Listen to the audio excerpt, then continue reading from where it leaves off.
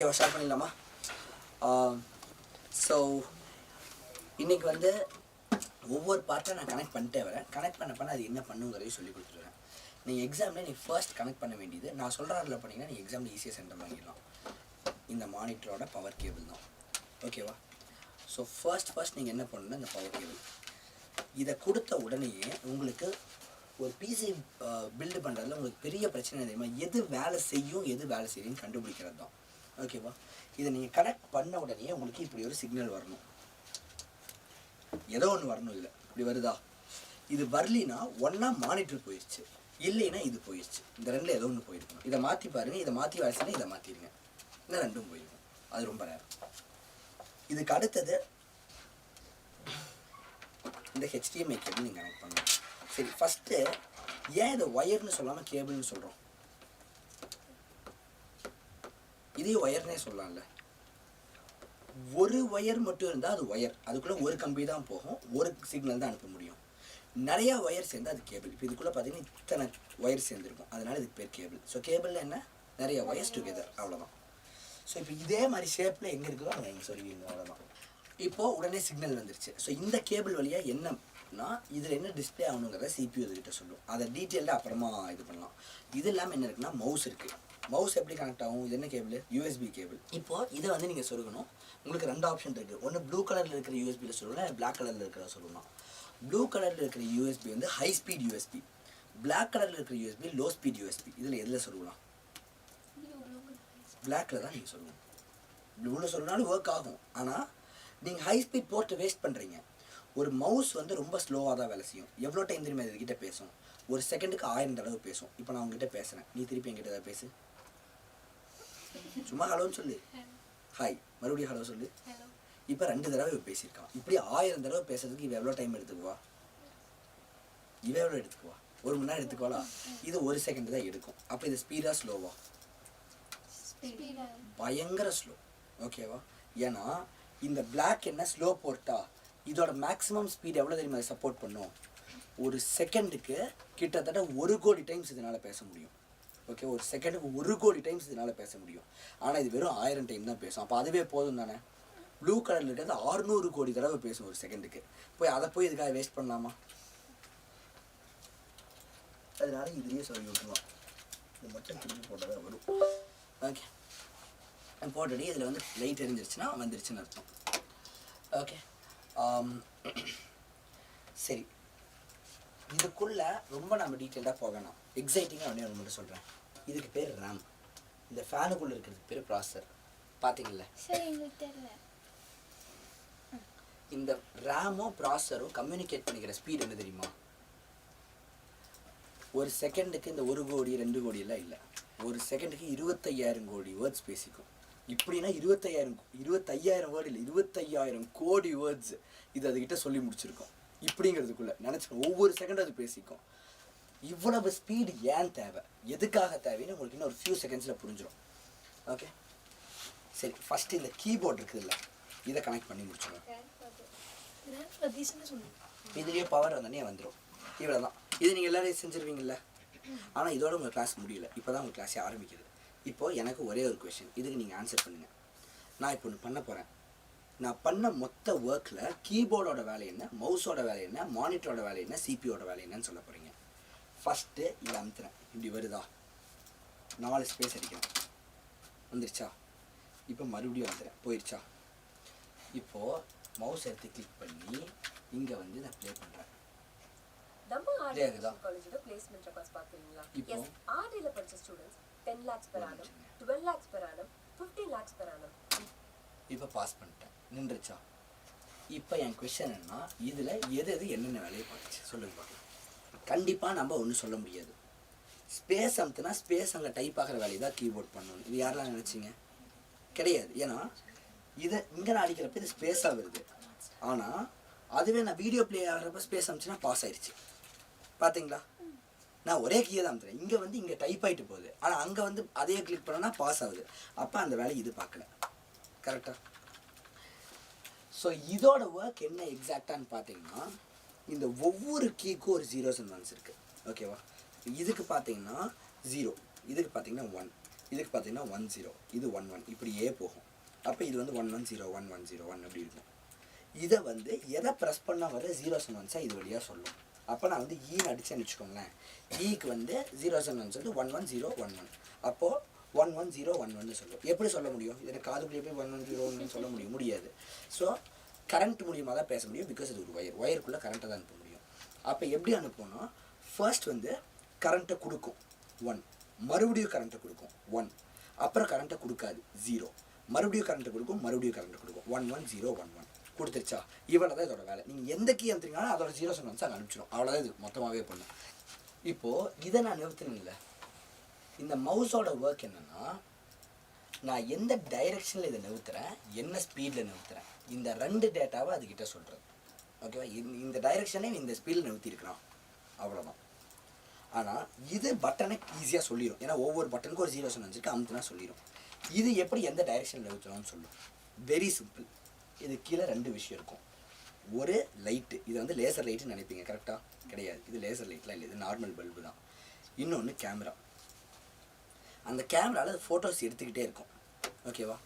So இப்போ இந்த மாதிரி நான் இப்போ இங்கே ஒரு ஃபோட்டோ எடுக்கிறேன், இங்கே ஒரு ஃபோட்டோ எடுக்கிறேன். ஓகேவா?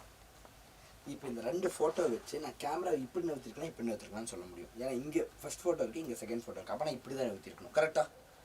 இந்த வேலையை தான் அது பண்ணும். ஆனால் இது எதுவும் அது பண்ணாது, இதுவே பண்ணிடும். இதுவே 1000 ஃபோட்டோஸ் எடுத்து எல்லா ஃபோட்டோவையும் கம்பேர் பண்ணி நீங்கள் எந்த டைரெக்ஷனில் மூவ் பண்ணியிருக்கீங்க, என்ன ஸ்பீடில் மூவ் பண்ணியிருக்கீங்கன்னு கண்டுபிடிச்சி இந்த டைரெக்ஷன் இந்த ஸ்பீடில் மூவ் பண்ணியிருக்கீங்கன்னு 0s and 1s சொல்லிடும். ஆனால் இந்த கேமராவை நீங்கள் இப்படி வச்சிடுறீங்க, இப்படி போய் வச்சு பார்த்தா உள்ளே ஒன்றும் தெரியாது, இருட்டாக தான் இருக்கும். அதுக்கு வெளிச்சம் கொடுக்கறதுக்கு தான் லைட்டு. அது ஏன் ரெட் கலரில் இருக்குன்னா ரெட் கலர் லைட் கம்மியாக எனர்ஜி எடுக்கும், அப்போ பேட்டரி மெதுவாக தீரும். அதனால ரெட் கலர் லைட் வச்சுருக்கான். புரிஞ்சிருச்சா? இவ்வளோ தான் மவுஸோட வேலை. ஸோ இப்போ உங்களுக்கு வந்து கீபோர்டு மவுஸ் என்ன பண்ணுறதுன்னு புரிஞ்சிருச்சு. எவ்வளோ சிம்பிளாக இருக்குது. ஆனால் அதனால தான் இப்போ எல்லோரும் என்ன நினச்சிக்கிங்கன்னா மவுஸை இது நெவறதுன்னு நினச்சிப்பீங்க. கிடையாது, இது மவுஸோட வேலையே இல்லை. ஏன்னா இதே மவுஸ் நீங்கள் ஒரு கேமுக்குள்ளே போய் நவந்தீங்கன்னா ஒரு கேரக்டர் நவுந்து போவான், மவுஸ் நெவரவே நெவராது. ஸோ இதோட வேலை எங்கே என்ன ஸ்பீடில் நவுத்துறீங்கன்னு சொல்கிறது மட்டும் தான். மிச்சதெல்லாம் கால்குலேட் பண்ணி அதுதான் பண்ணிக்கும். ஸோ சிபியோட வேலை தான் இது எல்லாமே. ஓகேவா? இப்போ மானிட்டரோட வேலை என்ன? இதெல்லாம் டிஸ்பிளே பண்ணுறது. கரெக்டாக? இந்த அனிமேஷன்லாம் நல்லா இருக்குதா? சாரி, இந்த அனிமேஷன்லாம் நல்லா இருக்கா? வந்துட்டு போகிறது எல்லாமே இங்கே வந்து இந்த மாதிரி இருக்கிறதெல்லாம் நல்லா இருக்குல்ல. ஆனால் இது எதையுமே இது டிஸ்பிளே பண்ணல, அதுதான் உண்மை. உங்களுக்கு பார்க்குறதுக்கு என்ன தெரியுது? இங்கே அழகாக இப்படி ஒரு விஎல்சியை போட்டிருக்கிற மாதிரி தெரியுதா? இது காட்டவே இல்லை. இந்த சிம்பிள் என்னன்னு கூட இதுக்கு தெரியாது. நம்ப முடியல. ப்ரூவ் பண்ணுறேன். இப்போ நான் என்ன பண்ணுறேன், இங்கே வச்சு ஜூம் பண்ணி இது ஒரு ஃபோட்டோ எடுத்துக்கிறேன். ஓகேவா? இதை மறுபடியும் ஜூம் பண்ண என்ன ஆகுது? எல்லோ கலரில் லைட் எரியுது. ஒவ்வொரு லைட்டும் ஒவ்வொரு பிக்சல். இங்கே ஆரஞ்சு கலரில் எரியுது, இங்கே ஒயிட் கலர் எரியுது, இங்கே ப்ளூ கலர் எரியுது. அவ்வளவுதான் இதுக்கு தெரியும். இதை பொறுத்த வரைக்கும் இந்த HDMI கேபிள் மூலியமாக இது வந்து இதுகிட்ட சொல்லும். இதில் வந்து 80 லட்சம் பல்ப்ஸ் இருக்குது. ஓகே, 4Kனா 4000 bulbs into 2000, 4000 2000 80 lakhs. So 80 lakh bulbs இதுக்குள்ளே இருக்குது. ஒவ்வொரு பிக்சலும் பல்பு ஒன்று தான். அது வந்து பல்புன்னு சொன்னால் சீப்பாக இருக்குல்ல, அதனால தானே பிக்சல் அப்படின்னு சொல்லிடுவாங்க. 2 ஒன்று தான். ஸோ ஒவ்வொரு பிக்சலும் என்ன கலரில் எரியணுங்கிறது இதுகிட்ட சொல்லிடும். இது ப்ளூவில் எரி, இது ஒயிட்டில் எரி, இது ப்ளூவில் எரி, இது ஒயிட்டில் எரின்ட்டு.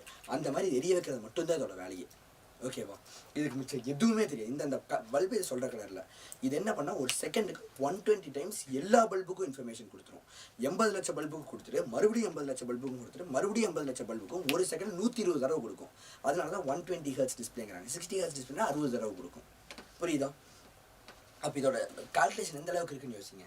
அப்போது டு ரேப் அப் திங்ஸ் என்ன நடக்கும்னு நான் சொல்லணும்னா, ஃபர்ஸ்ட்டு இந்த மவுஸை நான் நிறுத்துறப்போ இது வந்து இவன் இந்த டைரெக்ஷன் இந்த ஸ்பீடில் நிறுத்துறாங்கிறது கொடுக்கும். அது கொடுத்தோன்னே அது வந்து ப்ளூ லெரி ஒயிட் லெரி, ப்ளூ லெரி ஒயிட் லெரி நீங்கள் வந்து மாறி மாறி மாறி கொடுத்துக்கிட்டே வரும். ஓகேவா? அதை வச்சுட்டு அது நிறுவுது. இப்போ இங்கே வந்துருச்சா? இப்போ பாருங்க உள்ள அப்போ எத்தனை கால்குலேஷன் அது பண்ணணுன்ட்டு. இதை ஓப்பன் பண்ண உடனே இப்போ இங்கே ப்ளூ லைனும் இங்கே ஆரஞ்சு லைனும் இது இருக்கணும்ட்டு எல்லாமே ஹார்ட் டிஸ்க்லேருந்து ரீட் பண்ணி கொடுத்துக்கிட்டே வரும். அந்த மாதிரி லைட் எரிய வச்சுக்கிட்டு இருக்கோம். அட் த சேம் டைம் இங்கே நான் பாஸ் அமுத்தினோடனே இந்த பட்டன் அமுத்திட்டான்னு அது கொடுத்தோன்னே புரிஞ்சுக்கிட்டு இங்கே ஒயிட்டு ப்ளூ எல்லாம் எரிய வச்சுட்டு வீடியோ நிறுத்திடும். வீடியோ நிறுத்திடும்னா மறுபடியும் இதோடையே ஸ்ட்ரக் ஆகி நின்றுக்கும். எவ்வளவு கால்குலேஷன் போகணும்னு நினச்சி பாருங்கள். இதை தாண்டி இதில் வந்து என்னென்ன பண்ணுறது தெரியுது. இது அத்தனைக்கும் உள்ள எத்தனை கால்குலேஷன் போகணும். இதை தாண்டி இதில் சவுண்டு கேட்டுச்சு. அது எப்படி கேட்டுச்சுன்னா இப்படி வச்சுக்கோங்க. ஹலோ சார்னு சொல்லுங்கள். வைப்ரேட் ஆகுதா? இது எப்படி வைப்ரேட் ஆகுதோ அதே மாதிரி இங்கே இருக்கிறத வைப்ரேட் பண்ண வைக்கும். அதுதான் பண்ண வைக்கும். எவ்வளோ கரண்ட் கொடுத்தா எப்போ எப்படி கொடுத்தா அது எப்படி வைப்ரேட் ஆகும் தெரியும். ஒரு செகண்டுக்கு 40,000 தடவை கரண்ட் கொடுக்கும். கொடுத்து அதை வைப்ரேட் பண்ண வைக்கும். ஸோ அது நம்ம வந்து நாம் நினச்சிட்டு இருக்கோம் இது பேசவே தெரியாது. அது வைப்ரேட் பண்ணி தான் தெரியும். இப்படி வைப்ரேட் ஆனால் இப்படி நம்ம பேசுறதை கேட்கும்னு கால்குலேட் பண்ணி அதை வைப்ரேட் பண்ண வச்சு நமக்கு அந்த சவுண்டை கேட்க வைக்கும்.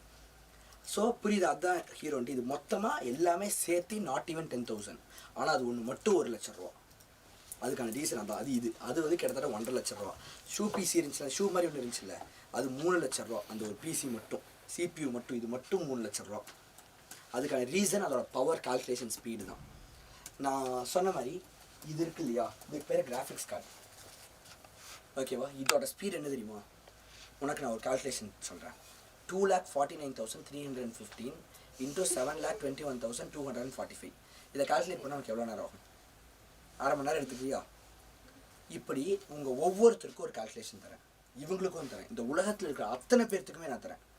இந்த மாதிரி 10,000 பூமியை கிரியேட் பண்ணுறோம், அதில் இருக்கிற அத்தனை பேர்த்துக்கும் தரோம்.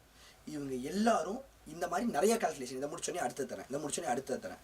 இப்படி கொடுத்தா 1 கோடி வருஷத்தில் எத்தனை கால்குலேஷன் இவங்க செய்வாங்க, அதை வந்து இது 1 செகண்டில் செஞ்சு முடிச்சிடும். இது வந்து வெறும் 30,000. அதுதான் இதோட பவர். கிராஃபிக்ஸ் கார்டுனா அது ஏன் இவ்வளோ கால்குலேஷன் தேவை, ஏன் இவ்வளோ பண்ணணும்னு கேட்டிங்கன்னா, 2 + 3 = அப்படின்னு அடிச்சிங்கன்னா வெறும் 2 + 3 ஆட் பண்ணுறது மட்டும் இதோட வேலை இல்லை. அதுவும் இதோட வேலை தான். ஆனால் அதை தாண்டி நிறைய வேலை இருக்குது. இவன் வந்து இந்த 2ங்கிற பட்டனை கிளிக் பண்ணுறான்னு சொன்னோன்னே கால்குலேட்டர் இருக்குமான்னு அது முதல்ல புரிஞ்சுக்கணும். இல்லைன்னா 2க்கு வேறு அர்த்தம். கரெக்டாக? அப்போ 2 அடிஷனுக்கு கொண்டு போகணும், ப்ளஸ்ஸையும் கொண்டு போகணும், 3யும் கொண்டு போகணும். இதில் கொண்டு ஈக்குவல் டு ப்ரெஸ் பண்ணோன்னே இது ஈக்குவல் டு ப்ரெஸ் பண்ணியிருக்கானே சொல்லாது. இது இங்கே நவுத்தி இங்கே வந்துட்டு கிளிக் பண்ணியிருக்கான்னு மட்டும் தான் சொல்லும். அதை வச்சு அப்போ மவுஸை ஈக்குவல் டுக்கு தான் போயிருக்கும்னு கால்குலேட் பண்ணுறது. அப்புறம் 2 + 3 கால்குலேட் பண்ணிட்டு 5 நீங்கள் கொடுத்தது 5 டிஸ்பிளே பண்ண தெரியாது. அப்போ எந்தெந்த பல்ப் ஆன் ஆஃப் பண்ணணும்னு கரெக்டாக கால்குலேட் பண்ணி அதை நீ வச்சிருக்கிற ஃபாண்ட் ஸ்டைல் அதுவும் இதுக்குள்ளே தான் சேவ் ஆயிருக்கும். அந்த ஃபாண்ட் ஸ்டைலுக்கு ஏற்ற மாதிரி கால்குலேட் பண்ணி காமிக்கணும். ஓகேவா? இது வந்து ஒரு சிம்பிள் கால்குலேஷன். ஒரு கேம் விளையாடுறப்போ நான் இப்போ இங்கே நிற்கிறேன், இப்படி நடந்து வந்தோடனே என்னால் இதை பார்க்க முடியும். அப்போ இந்த லைட் இங்கே ரீச் ஆகும், இதை கால்குலேட் பண்ணணும். அங்கேருந்து வர லைட் ரிஃப்ளெக்ட் ஆகுது, ரே ட்ரேசிங் பண்ணணும். இதை தாண்டி நான் நடக்கிறப்ப கண்ணை தூக்கிட்டு வர்றப்ப இப்படி கீழே போவேன், அப்போ கிராவிட்டி கால்குலேட் பண்ணணும். கரெக்டாக எத்தனை கால்குலேஷன். இதை ஒரு கார் போய் இப்படி ட்ரிஃப்ட் ஆகுதுன்னா காரோட வீல் பற்றி கால்குலேட் பண்ணணும், ஃப்ரிக்ஷனை கால்குலேட் பண்ணணும், அந்த ட்ரிஃப்ட் ஆகிறப்ப புகை எவ்வளோ வரணும்னு அதை வச்சு கால்குலேட் பண்ணணும், சவுண்டை பற்றி கால்குலேட் பண்ணணும். இது எல்லாத்தையும் தாண்டி அத்தனை பில்டிங்கும் அதுக்கு ஏற்ற மாதிரி திரும்பணும். கரெக்டாக? அதுக்கு எவ்வளோ கால்குலேஷன். பக்கத்து இதுலேருந்து அங்கே அந்த ரோட்டில் எவன் வரப்போகிறான், அவனுக்கு எவ்வளோ அடிபட்டு இருக்குது, இது அத்தனையும் கால்குலேட் பண்ணி இது பண்ணணும்.